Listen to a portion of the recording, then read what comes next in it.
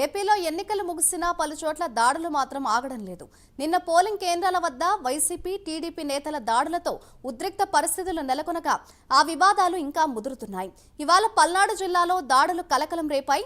ముప్పాల మండలంలో తొండపి గ్రామంలో టీడీపీ నేతల ఇళ్లపై వైసీపీ కార్యకర్తలు రాళ్ల దాడి చేశారు.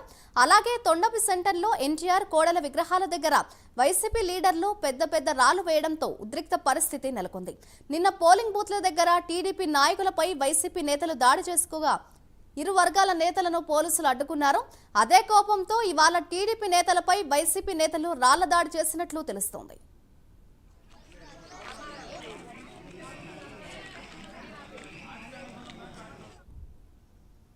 పల్నాడు జిల్లాలో ఇంకా టెన్షన్ వాతావరణం నెలకొన్నట్లుగా తెలుస్తోంది.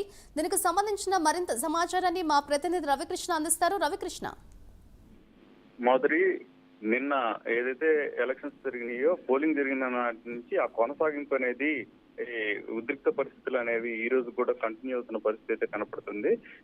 ఇక్కడ కొండపిలో మాత్రం ఈ రోజు తీవ్ర ఉద్రిక్త పరిస్థితులు అయితే ఏర్పడ్డాయని చెప్పుకోవచ్చు.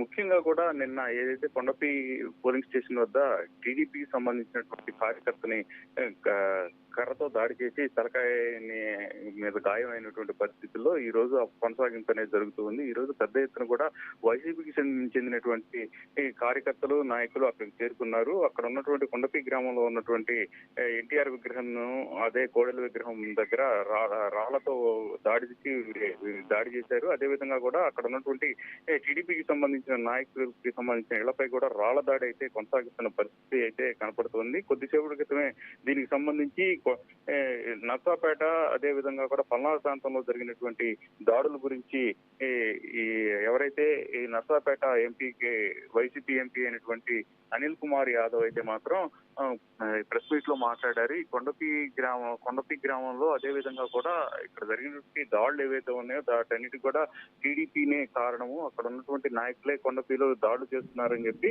ఒకళ్ళ మీద ఒకళ్ళు అయితే ప్రత్యారోపణలు చేస్తున్న పరిస్థితి అయితే ఉంది. నిన్న జరిగినటువంటి ఏవైతే దాడులకు సంబంధించిన అంశాలు ఉన్నాయో వాటికి కొనసాగింపు ఈ రోజు గ్రామాల్లో కొనసాగుతూ ఉన్నది. అదే విధంగా కూడా రాజపాలెం సెంటర్ లో ఇప్పటికే ఉదయం తెల్లవారుజామున అక్కడికి వైసీపీ శ్రేణులు చేరుకొని టీడీపీకి సంబంధించిన కార్యకర్తలు, సానుభూతి పరులపై రాళ్ల దాడి చేశారు. ఈ రాళ్ల దాడిలో ఇద్దరు గాయపడినట్టుగా కూడా తెలుస్తుంది.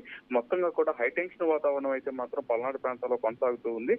నిన్న ఏదైతే ఈ పోలింగ్ స్టేషన్ వద్ద జరిగినటువంటి ఘర్షణలు ఉన్నాయో ఆ ఘర్షణలకి సంబంధించి ఆ ఘర్షణ జరిగినటువంటి ప్రాంతంలో ఇవాళ ఇక ఇళ్ల మీద దాడి చేసుకునేటువంటి పరిస్థితులు, అదే విధంగా కూడా వ్యక్తిగతంగా కూడా దాడులకు దిగుతున్నటువంటి పరిస్థితులు అయితే కనపడుతున్నాయి. నిన్న ఖమ్మంపాడు వద్ద పూర్తి స్థాయిలో కూడా వైసీపీకి సంబంధించినటువంటి నాయకులు ఎవరైతే ఉన్నారో వాళ్ళు బూత్ ను ఆక్యుపై చేసేందుకు ప్రయత్నించారు, దాన్ని అడ్డుకున్నారు. దానికి సంబంధించి ఈ రోజు వైసీపీ నాయకుల మీద టీడీపీ వాళ్ళు పూర్తి స్థాయిలో కూడా దాడికి దిగినట్టు కూడా తెలుస్తుంది. పూర్తిగా ఉద్రిక్త పరిస్థితుల్లో పల్నాడు కొనసాగుతుంది.